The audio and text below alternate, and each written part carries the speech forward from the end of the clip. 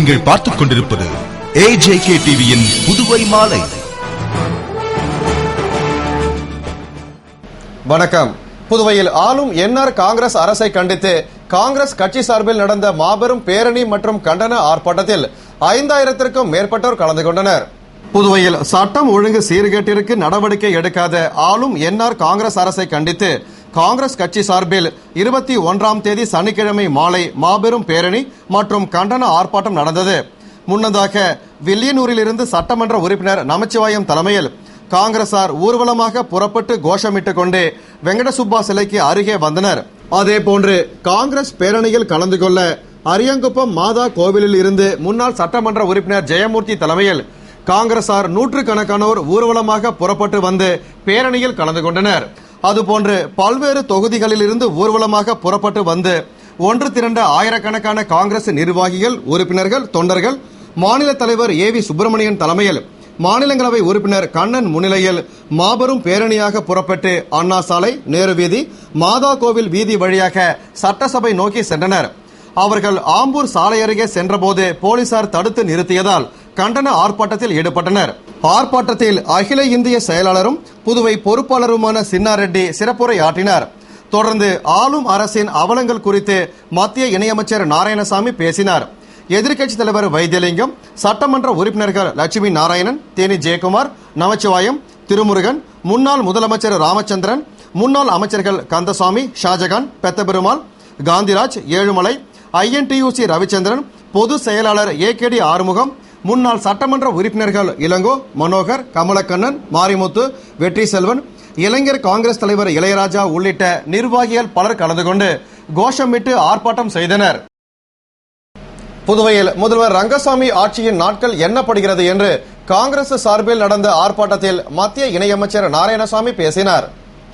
NR Congress ஆட்சியின் சட்டம் ஒழுங்கு சீர்கேட்டை கண்டித்து காங்கிரஸ் சார்பில் நடந்த கண்டன ஆர்ப்பாட்டத்தில் மத்திய இணையமைச்சர் நாராயணசாமி பேசுகையில், புதுவையில் சட்டம் ஒழுங்கு சரியில்லை, சங்கிலி பறிப்பு, கொலை, கொள்ளை, நில அபகரிப்பு, வியாபாரிகள் மிரட்டப்படுவது ஆகியவை தினம் தினம் நடக்கிறது. பகலில் கூட மக்கள் வெளியே நடமாட முடியவில்லை. மேலும் சுற்றுலா நலிந்து வியாபாரம் இல்லாமல் உள்ளது. காவல்துறையின் கைகள் கட்டப்பட்டுள்ளது. ஆனால் சட்டம் ஒழுங்கை தன்வசம் வைத்துள்ள முதல்வர் ரங்கசாமி மக்களை பற்றி அக்கறை இல்லாமல் உள்ளார் என்றும், மத்திய அரசு நிதியை வாரி கொடுத்தும் செலவு செய்யாமல் மத்திய அரசுக்கு திருப்பி அனுப்பிவிட்டார் என்று ஆளுநரே குறை கூறியுள்ளார். மற்றும் சட்டம் ஒழுங்கு சரியில்லை என்று சென்னை உயர்நீதிமன்றமே சுட்டிக்காட்டியுள்ளது என்று தெரிவித்த அவர், மேலும் தற்பொழுது என்ஆர் காங்கிரஸ் சட்டமன்ற உறுப்பினர்களே ஆட்சிக்கு எதிராக போர்க்கொடி உயர்த்தியுள்ளனர் என்றால் ஆட்சியின் நிலைமை எப்படி இருக்கும் என்று நினைத்து பார்க்கும்படி கூறினார். தொடர்ந்து மத்திய அரசு மாநில அரசின் செயல்பாடுகளை கண்காணித்துக் கொண்டிருக்கிறது. ரங்கசாமி ஆட்சியின் நாட்கள் எண்ணப்பட்டு வருகின்றன. இதனை காங்கிரஸ் எண்ணவில்லை, அவர்களுடைய சட்டமன்ற உறுப்பினர்களே எண்ணுகின்றனர். எனவே மக்கள் வெறுப்பை சம்பாதித்துள்ள முதல்வர் தாமாகவே முன்வந்து பதவியை ராஜினாமா செய்ய வேண்டும். மக்களுக்கு அரசு பாதுகாப்பு கொடுக்காவிட்டாலும் ஒவ்வொரு காங்கிரஸ் தொண்டனும் பாதுகாப்பு கொடுப்பான். 7 ஆண்டுகாலம் ஆட்சி பொறுப்பை கொடுத்த சோனியாவை உதறி தள்ளிவிட்டு கடைசி நேரம் வரை காங்கிரஸில் இருந்துவிட்டு முதுகில் குத்தி துரோகம் செய்த அவர் தற்போது புதுவை மக்களுக்கும் துரோகம் இழைத்துவிட்டார். எதிரிகளை கூட மன்னிக்கலாம், ஆனால் துரோகிகளை மன்னிக்க கூடாது. எனவே முதல்வரை வீட்டுக்கு அனுப்பும் காலம் நெருங்கிவிட்டது. அவர் பதவி விலகும் வரை காங்கிரஸ் தொண்டர்கள் ஓய மாட்டார்கள் என்று பேசினார். துணைநிலை ஆளுநர் அவர்கள் கூட திரு ரங்கசாமி ஆட்சியில சட்டம் ஒழுங்கு சரியில்லை என்று கூறியிருக்கிறார். சென்னை உயர்நீதிமன்றமும் கூறியிருக்கிறது. புதுவை மாநிலத்தை பொறுத்தவரையிலே புதுவை மாநிலம் கடந்த காங்கிரஸ் ஆட்சியை ஒப்பிட்டு பார்க்கும்போது இப்பொழுது பின்னோக்கி சென்றிருக்கிறது. ஆகவே திரு என்ஆர் அரசு பதவி விலக வேண்டும். திரு ரங்கசாமி அவர்கள் தார்மீக பொறுப்பேற்று பதவியை ராஜினாமா செய்ய வேண்டும் என்ற கோரிக்கை முன்வைத்து மிக பிரமாண்டமான பேரணி காங்கிரஸ் கட்சியின் சார்பில் இன்று ஆரம்பித்து புதுவை மாநில மக்களே வியக்கின்ற அளவில் எழுச்சியோடு காங்கிரஸ் கட்சியுடைய தலைவர்களும் தொண்டர்களும் இந்த பேரணியில் கலந்து கொண்டார்கள். புதுவை அரசு பொது மருத்துவமனையில் சர்க்கரை வியாதியை கட்டுப்படுத்தும் முறைகள் குறித்து மருந்தாளுநர்களுக்கான கல்வி கருத்தரங்கு நடைபெற்றது. புதுவை அரசு பொது மருத்துவமனையில் மருந்தாளுநர்களுக்கான 8வது கல்வி கருத்தரங்கு சர்க்கரை வியாதியை கட்டுப்படுத்தும் சிகிச்சை முறைகள் என்ற தலைப்பில் நடந்தது. மாநில அளவில் நடந்த இந்த கருத்தரங்கில் திட்ட இயக்குநர் ரங்கநாத் பங்கேற்று தலைமையேற்று வரவேற்று பேசிட சிறப்பு அழைப்பாளராக சர்க்கரை நோய் நிபுணர் டாக்டர் விஜய பாஸ்கர ரெட்டி கலந்து கொண்டு நவீன சிகிச்சை முறையில் சர்க்கரை நோயை கட்டுப்படுத்தும் முறைகள் குறித்தும் சர்க்கரையை கட்டுக்குள் வைத்திருக்க இரத்தத்தில் சர்க்கரை கொழுப்பு அளவையும் இரத்த அழுத்தத்தையும் கட்டுப்பாட்டோடு வைத்திருப்பதோடு உடற்பயிற்சி மேற்கொள்வது உடல் பருமனை கட்டுக்குள் வைத்திருக்க வேண்டிய அவசியம் குறித்தும் சர்க்கரை அளவை கட்டுப்படுத்தும் மருத்துவ இன்சுலின் குறித்தும் விளக்கினார். திட்ட ஒருங்கிணைப்பாளர் அன்பு செல்வன் முன்னிலையில் நடைபெற்ற நிகழ்ச்சியில் மருந்தாளுநர்கள், அரசு பொது மருத்துவமனை, ஜிப்மர் மருத்துவமனை மற்றும் தனியார் மருத்துவமனை செவிலியர்கள் கலந்து கொண்டனர். புதுவை ஜேசிஐ பாண்டிச்சேரி மெட்ரோ சார்பில் நடந்த சாதனையாளர்களுக்கு விருது வழங்கும் விழாவில் அமைச்சர் ராஜவேலு பங்கேற்று விருதுகள் வழங்கி பாராட்டினார். புதுவை கூட்டுறவு சங்க அரங்கில் ஜேசிஐ பாண்டிச்சேரி மெட்ரோ சார்பில் சாதனையாளர்களுக்கு விருது வழங்கும் விழா தலைவர் ஜேசி முத்துவேல் பாண்டியன் தலைமையில் திட்ட தலைவர் சுந்தரவடிவேலு, திட்ட ஒருங்கிணைப்பாளர் சரவணன் உள்ளிட்ட நிர்வாகிகள் முன்னிலையில் நடந்தது. விழாவில் சிறப்பு விருந்தினராக அமைச்சர் ராஜவேலு மற்றும் மதுரா டிராவல்ஸ் உரிமையாளர் பாலன், முன்னாள் மண்டல தலைவர் பாஸ்கரன் ஆகியோர் பங்கேற்று சிறந்த மூத்த குடிமகன் விருது, சிறந்த இளைய சாதனையாளர் விருது உள்ளிட்ட பல விருதுகளை சாதனையாளர்களுக்கு வழங்கினர். அதுபோன்று விபத்தில் கையை இழந்த போதிலும் சுதந்திர தினம், குடியரசு தினம் போன்ற விழாக்களை கொண்டாடியும் ரத்த தானம் வழங்கியும் பல்வேறு சமூக சேவைகளை செய்து வரும் ஐயனாருக்கு சிறந்த சமூக சேவகர் விருது வழங்கினர். நிறைவில் தேசிய செயலாளர் அரும்பாத்த ரத்தின விநாயகம் நன்றி கூறினார். புதுவை அபிஷேகப்பாக்கம் தவளக்குப்பம் கூட்டுப்பாதையில் சிவ வள்ளிவிலாஸ் ஜுவல்லர்ஸின் உங்கள் சிவ வள்ளிவிலாஸ் கலெக்ஷன் சென்டர் உங்கள் அருகில் என்ற பெயரில் துவங்கப்பட்டுள்ளது.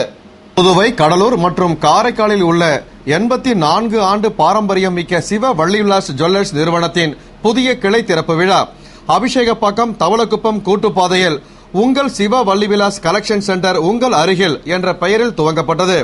நிர்வாகி இயக்குநர் சிவசங்கரன் தலைமையில் நடந்த திறப்பு விழாவில் சிறப்பு விருந்தினராக தொழிலதிபர் ராமு பங்கேற்று மையத்தை திறந்து வைத்து வாழ்த்துரை வழங்கி சிறப்பித்தார். முன்னதாக இயக்குநர் சரவணன் வரவேற்று பேசிய விழாவில் Soudha Saravanan my gold bonus திட்டம், கோல்டன் பெடல்ஸ், 0% சலுகை, பிரில்லியன்ட் ஆகிய முத்தான திட்டங்களை விளக்கி நன்றியுரையாற்றினார். தவளக்குப்பம் மற்றும் அதன் அருகில் உள்ள பகுதி வாடிக்கையாளர்கள் பயன்பெறும் வகையில் நடந்த திறப்பு விழாவில் திரளான வாடிக்கையாளர்கள் மற்றும் பொதுமக்கள் கலந்து கொண்டனர். புதுவை நாட்டு நலப்பணி திட்டம் சார்பில் நடந்த கொசு தடுப்பு விழிப்புணர்வு நிகழ்ச்சியில் அமைச்சர் பன்னீர்செல்வம் கலந்து கொண்டு விழிப்புணர்வு துண்டு பிரச்சுரம் விநியோகத்தை துவக்கி வைத்தார். புதுவை நாட்டு நலப்பணி திட்டம் பொது பிரிவு சார்பில் இந்திரா காந்தி சிலை சதுக்கம் அருகில் கொசு தடுப்பு விழிப்புணர்வு நிகழ்ச்சி திட்ட அலுவலர், தேசிய விருதாளர் வெற்றிவேல் தலைமையில் ஆதி திராவிடர் நலக்குழு தலைவர் கதிரேசன், செயலாளர் ராமமூர்த்தி முன்னிலையில் நடந்தது. நிகழ்ச்சியில் சிறப்பு விருந்தினராக அமைச்சர் பன்னீர்செல்வம் கலந்து கொண்டு கொசு தடுப்பு விழிப்புணர்வு துண்டு பிரச்சுரம் விநியோகத்தை துவக்கி வைத்தார். நிகழ்ச்சியில் திட்ட அலுவலர்கள், மாணவ மாணவியர்கள் கலந்து கொண்டு பொதுமக்களுக்கு துண்டு பிரச்சுரத்தை வழங்கி கொசு தடுப்பு விழிப்புணர்வை ஏற்படுத்தினர்.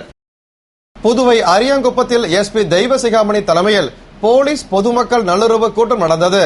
புதுவை அரியாங்குப்பம் டோல்கேட்டில் உள்ள மாருதி மகாலில் போலீசார் பொதுமக்கள் நல்லுறவு கூட்டம் எஸ்பி தெய்வசிகாமணி தலைமையில் நடந்தது.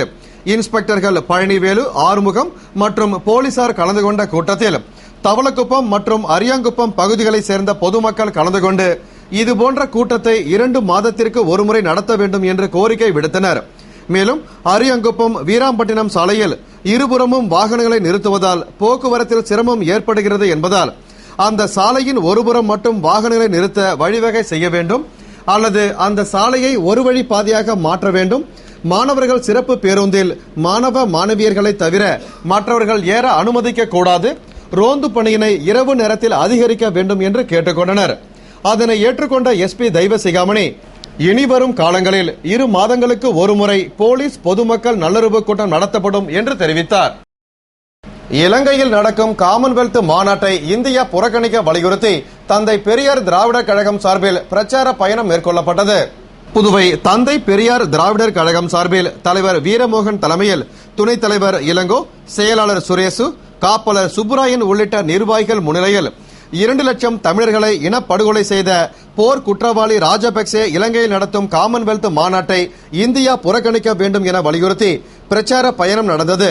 பொது செயலாளர் கோவை ராமகிருஷ்ணன், வெளியீட்டு செயலாளர் வந்தியத்தேவன், பிரச்சார செயலாளர் ராமன், துணை பிரச்சார செயலாளர் விடுதலை அரசு ஆகியோர் சிறப்புரையாற்றிய பயணம் பாகூர், தவளக்குப்பம், கரிக்கலாம்பாக்கம், அரியாங்குப்பம், முதலியார்பேட்டை உள்ளிட்ட இடங்களில் நடந்தது. புரட்டாசி மாத முதல் சனிக்கிழமையை முன்னிட்டு வில்லியனூர் தென்கலை வரதராஜ பெருமாள் உள்ளிட்ட பெருமாள் கோவில்களில் நடந்த சிறப்பு பூஜைகளில் திரளான பக்தர்கள் கலந்து கொண்டு சுவாமி தரிசனம் செய்தனர். புதுவை பெருமாள் கோவில்களில் 21ஆம் தேதியன்று புரட்டாசி மாத முதல் சனிக்கிழமையை முன்னிட்டு உலகில் வாழும் அனைவரும் சகல நலன்களும் பெற சிறப்பு பூஜைகள் நடந்தது. அதன்படி வில்லியனூரில் எழுந்தருளியுள்ள தென்கலை வரதராஜ பெருமாள் கோவிலில் பெருமானுக்கு சிறப்பு திருமஞ்சனமும் தொடர்ந்து வண்ண மலர் மாலைகளால் சிறப்பு அலங்காரம் ஆராதனையும் நடந்தது. விழாவில் ஏராளமான பக்தர்கள் நீண்ட வரிசையில் காத்திருந்து துளசி மாலை வாங்கி சென்று பயபக்தியுடன் சுவாமி தரிசனம் செய்து பெருமானின் திருவருளை பெற்றனர். விழாவிற்கான ஏற்பாடுகளை அரங்காவல் குழுவினர் மற்றும் விழா குழுவினர் செய்திருந்தனர். அதேபோன்று அரியங்குப்பம் திரௌபதி அம்மன் கோவிலில் எழுந்தருளியுள்ள பெருமாள் சன்னதியில் புரட்டாசி மாத முதல் சனிக்கிழமையை முன்னிட்டு சிறப்பு திருமஞ்சனம் அலங்கார ஆராதனையுடன் சுவாமி உள் புறப்பாடு நடந்தது. விழாவில் முன்னாள் சட்டமன்ற உறுப்பினர் ஜெயமூர்த்தி பங்கேற்று சுவாமி தரிசனம் செய்து பக்தர்களுக்கு அன்னதானம் வழங்கினார். விழாவில் ஏராளமான பக்தர்கள் பங்கேற்று வழிபட்டனர். விழாவிற்கான ஏற்பாடுகளை அரங்காவல் குழுவினர் செய்திருந்தனர். புதுவை வில்லியனூரில் தந்தை பெரியாரின் பிறந்தநாள் விழா மற்றும் பெரியார் 1000 வினாடி வினா போட்டியில் வெற்றி பெற்றவர்களுக்கு பரிசளிப்பு விழா திராவிடர் கழகம் சார்பில் நடைபெற்றது. புதுவை திராவிடர் கழகம் சார்பில் வில்லியனூர் தென்கோபுர வீதியில் தந்தை பெரியாரின் 135வது பிறந்தநாள் விழா பெரியார் 1000 என்ற வினாடி வினா போட்டியில் பரிசு பெற்ற மாணவர்களுக்கு பரிசளிப்பு விழா கழக தலைவர் சிவ வீரமணி தலைமையில் துணைத் தலைவர் நடராஜன் மற்றும் நிர்வாகிகள் முன்னிலையில் நடந்தது. செயலாளர் அறிவழகன் வரவேற்று பேசிய விழாவில் சிறப்பு விருந்தினராக தலைமை கழக பேச்சாளர் பெரியார் செல்வம் கலந்து கொண்டு வெற்றி பெற்றவர்களுக்கு பரிசுகள் வழங்கி பாராட்டி பேசினார். நிறைவில் துணைத் தலைவர் சுந்தர் நன்றி கூறிய விழாவில் கழக நிர்வாகிகள், உறுப்பினர்கள் மற்றும் பொதுமக்கள் கலந்து கொண்டனர். புதுவையில் தமிழ்நாடு தவ்ஹீத் ஜமாஅத் சார்பில் முஸ்லிம்களுக்கு இடஒதுக்கீட்டினை அமல்படுத்த கோரி மாபெரும் சமுதாய விழிப்புணர்வு பொதுக்கூட்டம் நடைபெற்றது. புதுவை மிலாது வீதி அஷ்ரப் சதுக்கம் அருகில் தமிழ்நாடு தவ்ஹீத் ஜமாஅத் சார்பில் சங்க தலைவர் ஜின்னா தலைமையில் மாவட்ட நிர்வாகிகள் முன்னிலையில் மாபெரும் சமுதாய விழிப்புணர்வு பொதுக்கூட்டம் நடைபெற்றது. கூட்டத்தில் சிறப்பு அழைப்பாளராக அப்துல் காதர் கலந்து கொண்டு நாங்கள் சொல்வது என்ன என்ற தலைப்பிலும் பக்கீர் முகமது அஸ்தாபி இடஒதுக்கீடு வாக்குறுதியும் துரோகமும் என்ற தலைப்புகளில் உரையாற்றினர். கூட்டத்தில் முஸ்லிம்களுக்கு மத்தியில் 10% மாநிலத்தில் 6% இடஒதுக்கீடு அமல்படுத்த கோரியும் முஸ்லிம்களுக்கு உருது அரபி பள்ளிகளிலும் 2வது பயிற்று மொழியாக ஹிந்தி பிரெஞ்சுடன் சேர்க்க வேண்டும் என்பன போன்ற பல்வேறு தீர்மானங்கள் நிறைவேற்றப்பட்டன. புதுவை பெரியார் திடலில் மேஜர் கிண்ணியின் ஒரு புதிய வீரனின் போர் அனுபவம் என்ற நூல் வெளியீட்டு விழா நடந்தது. புதுவை பெரியார் திடலில் மேஜர் கிண்ணியின் ஒரு புதிய வீரனின் போர் அனுபவங்கள் என்ற நூல் வெளியீட்டு விழா தமிழக வாழ்வுரிமை கட்சி நிறுவன தலைவர் வேல்முருகன் முன்னிலையில் தலைவர் லோகு ஐயப்பன் தலைமையில் நடந்தது. விழாவில் சிறப்பு விருந்தினராக திராவிடர் விடுதலை கழக தலைவர் கொளத்தூர் மணி பங்கேற்று நூலினை வெளியிட அதனை வேல்முருகன் பெற்றுக்கொண்டார். விழாவில் கழக நிர்வாகிகள், உறுப்பினர்கள், தமிழ் அறிஞர்கள் என ஏராளமானோர் கலந்து கொண்டனர். இத்துடன் செய்திகள் நிறைவடைந்தன. வணக்கம்.